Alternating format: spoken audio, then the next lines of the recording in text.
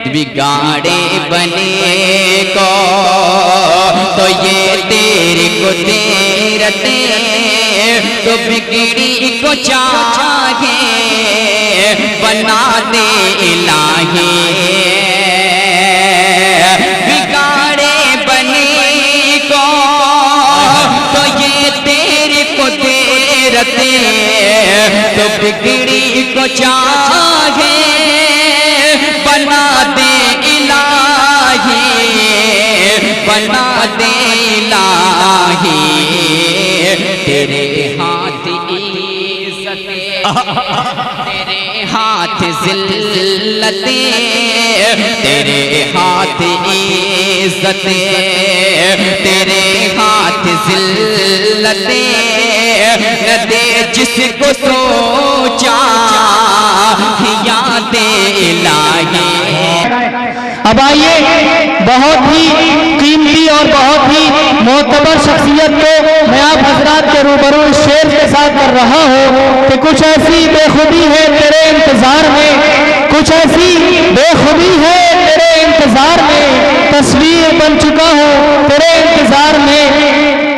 میری مراد جناب حضرت مولانا محمد ذوالفقار صاحب نقشبندی قاسمی دعوت برکاتہم العالیہ سے کہ حضرت والا تشریف لائیں اور اپنے مقررہ وقت میں جو ہے ہم تمامی سامعین کو اپنی جو ہے خوبصورت اور بہترین نصیحتوں سے نوازیں۔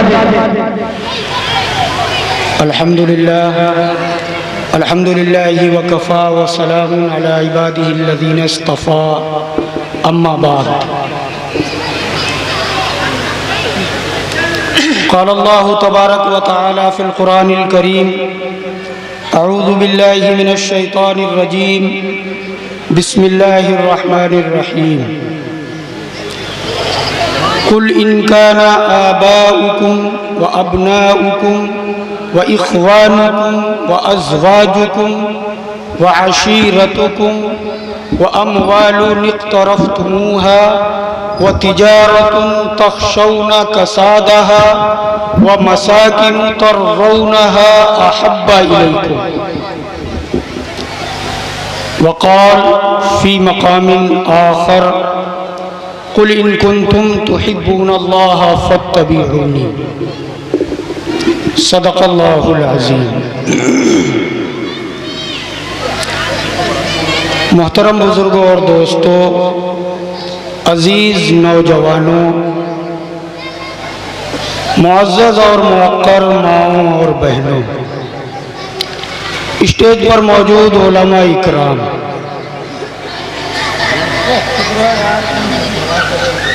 لائق مبارکباد ہیں آپ لوگ کہ اس سردی کے موسم میں آپ حضرات اللہ اور اس کے رسول صلی اللہ علیہ وسلم کی بات سننے کے لیے جمع ہوئے۔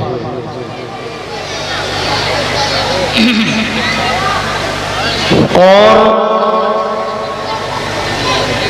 اس جلسے کو خطاب کرنے کے لیے ہمارے مہمان معظم کافی دور سے تشریف لائے اور ملکی لیول کے عالم ہیں وہ، آپ ان کا بیان سنیں گے۔ ہم لوگ قربانی دے کر یہاں بیٹھ کر سننے کے لیے جمع ہوئے، سننے کے بعد یہ بھی دعا کریں کہ اللہ تعالی ہماری اس قربانی کو قبول کر لے، اور اس نیت سے بیٹھیں، یہ نہیں کہ صبح کو تبصرے کریں کہ فلاں نے اچھا بیان کیا، فلاں کی آواز اچھی تھی، جس سے بھی اچھی بات مل جائے اور ہماری زندگی کے اندر تغیر پیدا ہو جائے، بدلاؤ آ جائے، ہماری زندگی دنیاوی الجھنوں سے ہٹ کر اللہ اور اس کے رسول کے حکموں پر چلنے والی ہو جائے، وہ ہمارے لیے کامیابی کا ذریعہ ہوگا۔ بھائی بچے یا تو اٹھ کے چلے جائیں، بڑے بڑے لوگ سامنے آ جائیں، اور یہ اٹھنے کا ماحول بند کریں بالکل بھی، یا بیٹھ جائیں بالکل، چند منٹ بات سن لیں، شاید اللہ تعالیٰ کچھ کام کی باتیں کروا دے جو ہمارے لیے بھی نجات کا ذریعہ ہو اور آپ کا بھی کام بن جائے۔ بیٹھ جائیں بھائی۔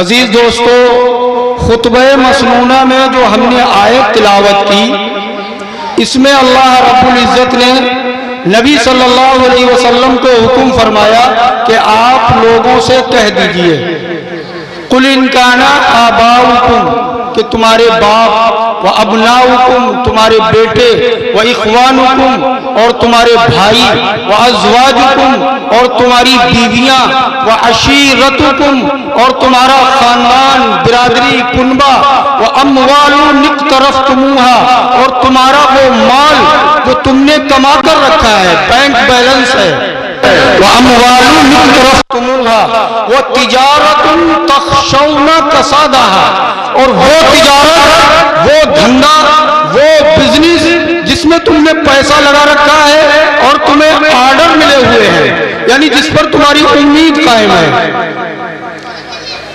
وَمَسَاكِنُ تَرْضَوْنَهَا أَحَبَّ إِلَيْكُمْ اور تمہارے وہ مکانات، تمہاری وہ حویلیاں اور تمہاری وہ بلڈنگیں جو تم کو محبوب ہیں، پسند ہیں، مِنَ اللَّهِ وَرَسُولِهِ اگر ان سب چیزوں کے مقابلے میں اللہ اور اس کے رسول کی محبت غالب نہیں ہوگی تو یہ سب تمہارا بیکار ہے۔ کیا اللہ نے فرمایا؟ پورا شجرہ بیان کر دیا، باپ، بیٹے، بیوی، بھائی، خاندان، کنبہ، مال، بینک بیلنس، جو دھندے میں لگایا، جو کما کر رکھا، سب کچھ جو کچھ بھی ہے، اگر اللہ اور اس کی رسول کی محبت ان چیزوں پر غالب نہیں ہے تو تمہارا یہ سب بیکار ہے، یہ دنیاوی زندگی، یہ تعیش، یہ مال، دولت، رتبہ، شہرت سب بیکار ہے۔ وَجِهَادٍ فِي سَبِيلِهِ فَتَرَبَّصُوا حَتَّى يَأْتِيَ اللَّهُ بِأَمْرِهِ اور آگے فرمایا کہ اللہ کے حکم پر عمل کرنا، اللہ نے جو حکم دیا اس پر عمل کرنا، اگر اس سے گریز کرو گے تو قریب ہے کہ تم پر اللہ کا حکم آ جائے، اور اللہ فاسقین کو ہدایت کا راستہ نہیں دیتا۔ بات کیا ہے بھائی؟ اس دنیا کے اندر، پوری دنیا کے اندر جتنے بھی مومن ہیں، چاہے وہ سوڈانی ہو، افغانی ہو، عربی ہو، اجمی ہو، کسی بھی ملک کا رہنے والا ہو، جس نے اللہ اور اس کے رسول کا کلمہ پڑھا، جس نے لا الہ الا اللہ محمد الرسول اللہ کا اقرار کر لیا، تب اس کے لیے لازم ہے کہ اس کو ان سب چیزوں سے زیادہ اللہ اور اس کے رسول کی محبت غالب آ جائے، اور یہ حقیقت بھی ہے، چاہے جیسا مومن ہو۔ آپ نے دیکھا ہوگا کہ آدمی نماز نہیں پڑھتا، روزے نہیں رکھتا، گناہوں میں زندگی گزر رہی ہے، لیکن اگر اس کے سامنے محمد الرسول اللہ صلی اللہ علیہ وسلم کی شان میں کوئی بدبخت گستاخی کرتا ہے تو اس کا خون کھول جاتا ہے۔ یہی ایمان کی علامت ہے، یہی ایمان کی علامت ہے۔ اور اگر یہ چیز بھی نہیں ہوتی، ہم اپنا تجزیہ کر سکتے ہیں، اگر یہ چیز ہمارے اندر پیدا نہیں ہوتی، اگر ہمارے خون کے اندر حرارت نہیں آتی نبی صلی اللہ علیہ وسلم کی بے حرمتی کرنے پر، تو پھر اپنا محاسبہ کریں ہم کہ ہمارا ایمان کمزور ہے، ہمارا ایمان کمزور ہے، ہم تجدید ایمان کریں۔ کتنے لوگ ہیں بھائی اس امت کا 90% طبقہ، 90% اگر میں کہہ دوں تو زیادتی نہیں ہوگی، 90% طبقہ بے نمازی ہے، 10% لوگ ہیں جو نماز پڑھتے ہیں، اور بڑھا لو تو 10 ہو جائیں گے، 20%۔ لیکن کیا جو بے نمازی ہیں ان کے سامنے کوئی بے دین ہمارے نبی کو گالی دے سکتا ہے؟ اس کی مجال اور یہ جرأت ہے کہ نبی کی شان میں گستاخی کرے؟ ہمارا وہ مومن جو نماز نہیں پڑھتا، جو مسجد نہیں آتا، اس کے سامنے بھی کسی غیر کی یہ جرأت نہیں کہ وہ نبی صلی اللہ علیہ وسلم کی شان میں گستاخی کر سکے۔ یہ ایمان کی علامت ہے، یہ ایمان کی علامت ہے۔ محترم بزرگوں اور دوستو، ایک شاعر نے کہا ہے، دل بہرے محبت ہے، محبت ہی کرے گا، دل بہرے محبت ہے، محبت ہی کرے گا، تو لاکھ اسے روکے یہ کسی پر تو مرے گا، تو لاکھ اسے روکے یہ کسی پر تو مرے گا۔ انسان کے اندر جو اللہ تعالیٰ نے یہ دل رکھا ہے نا، اس کے اندر دو چیزیں رکھی ہیں اللہ رب العزت نے، ایک محبت اور عداوت۔ اگر کسی سے دشمنی ہو جائے تو اس سے نفرت کرتا ہے، اور اگر کسی سے محبت ہو جائے تو محبت کرتا ہے، یہ دل کی خاصیت ہے۔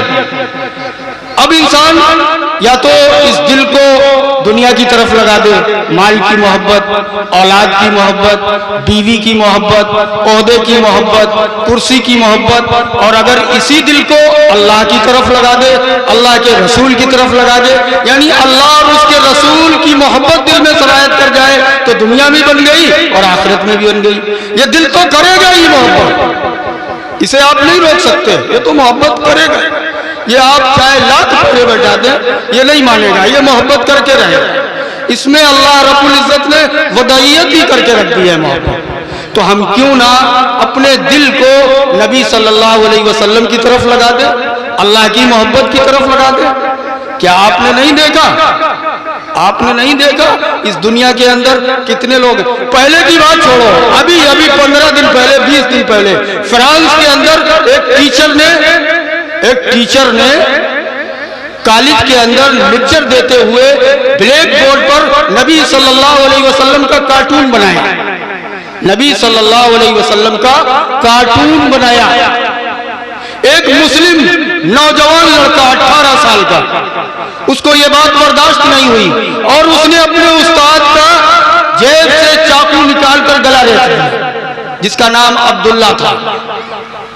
عبداللہ نام کے مسلم نوجوان نے اس فرانس کے کارٹونسٹ ٹیچر کا گلا ریت دیا۔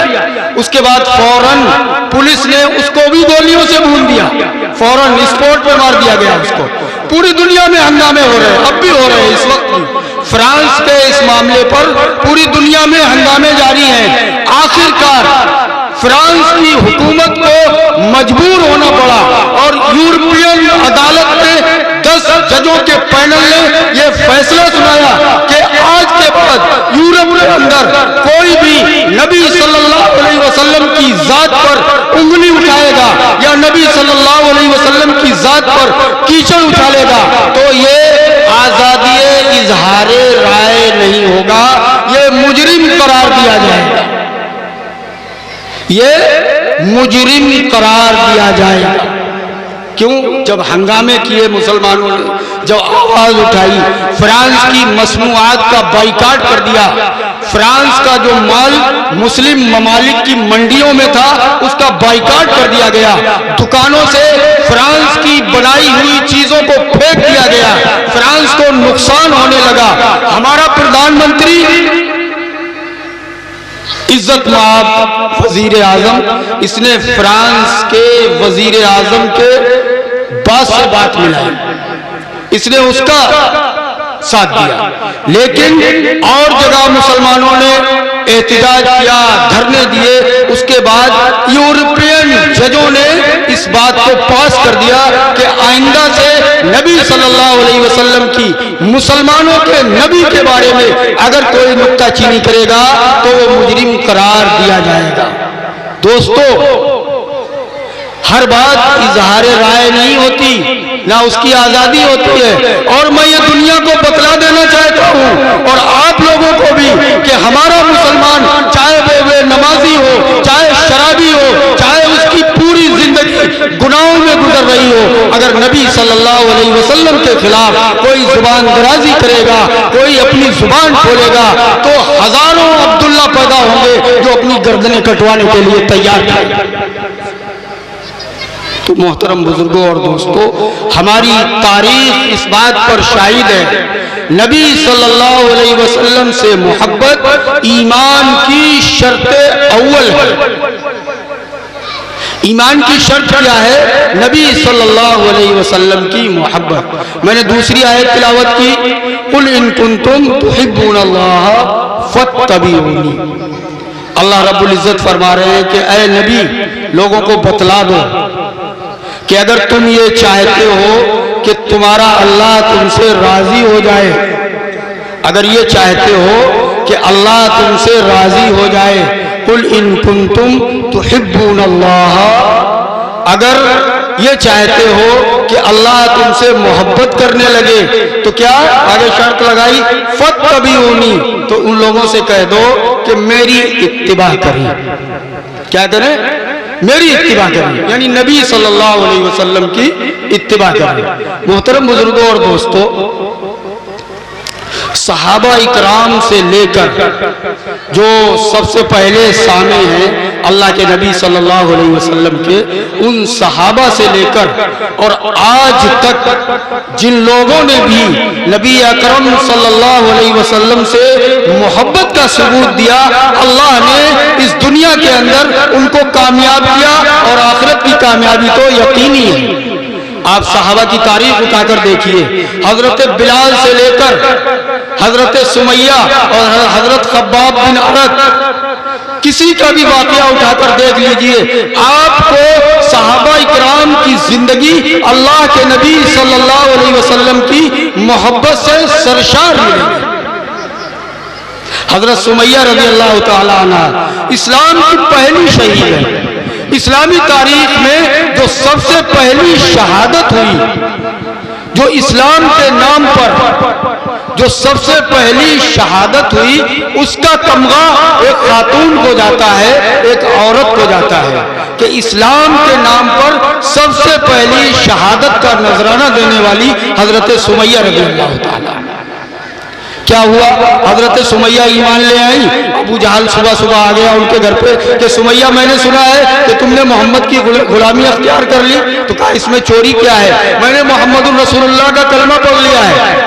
ابو جہل نے کیا کہا؟ سب کو بلایا جو بڑے بڑے سردار تھے، حضرت سمیہ کو گھر سے پکڑ لایا، اور جو مکے کا چوک تھا وہاں لوگ اکٹھے ہو گئے۔ حضرت سمیہ کے ایک پیر میں رسی باندھی گئی اور اس کو ایک اونٹ سے باندھ دیا گیا، دوسرے پیر میں رسی باندھی گئی، اس کو دوسرے اونٹ سے باندھ دیا گیا، دونوں اونٹوں کے رخوں کو مختلف سمتوں کی طرف کر دیا گیا، اور ابو جہل برچھا لے کر کھڑا ہو گیا۔ ابو جہل برچھا لے کر کھڑا ہو گیا اور کہنے لگا کہ اے سمیہ، اب بتاؤ کہ تم جان بچاؤ گی یا اپنا ایمان بچاؤ گی؟ بتائیے میرے دوستو، کیا کلیجہ ہوگا اس ماں کا، کیا کلیجہ ہوگا اس خاتون سمیہ کا؟ ابو جہل برچھا لیے ہوئے کھڑا ہوا ہے، موت سامنے منڈلا رہی ہے، مختلف سمتوں کی طرف اونٹ کے منہ ہیں۔ حضرت سمیہ کو معلوم ہے کہ ابھی دونوں اونٹ دونوں سمتوں کو دوڑا دیے جائیں گے اور میں دو لخت ہو جاؤں گی، دو ٹکڑوں میں بٹ جاؤں گی۔ ابو جہل پوچھ رہا ہے کہ اے سمیہ، اب بتاؤ کہ تم جان بچاؤ گی یا ایمان بچاؤ گی؟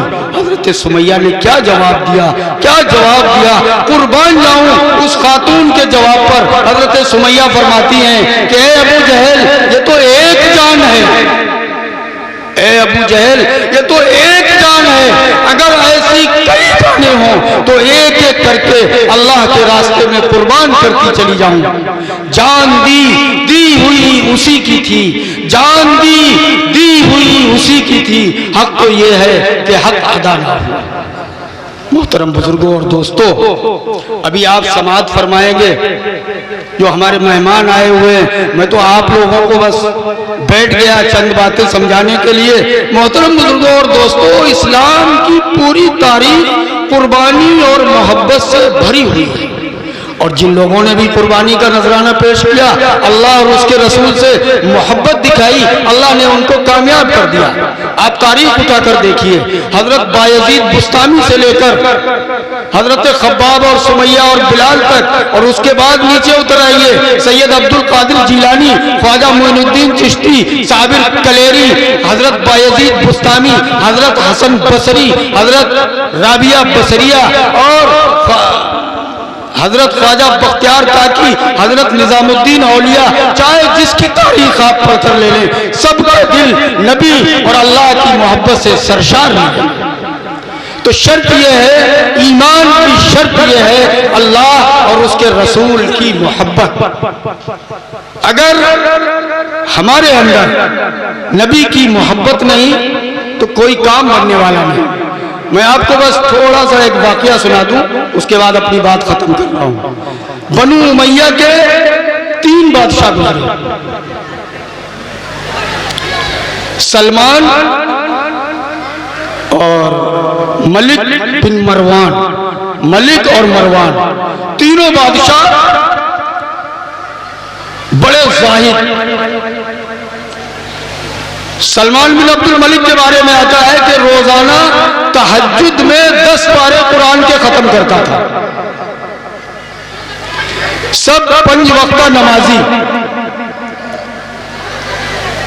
جب حضرت عمر بن عبد العزیز رحمت اللہ علیہ کا انتقال ہونے لگا تو انہوں نے اپنے خادم کو وصیت کی کہ جب مجھے قبر میں اتارنا تو میرے کفن کی گرہ کھول کر دیکھ لینا کہ میرا منہ کعبے کی طرف ہے یا نہیں، کیونکہ میں اپنے ہاتھوں سے 3 بادشاہوں کو قبر میں اتار چکا ہوں اور تینوں کو میں نے یہ دیکھا کہ ان کا چہرہ بیت اللہ کی طرف سے ہٹ گیا اور چہرے کالے ہو گئے۔ کیوں؟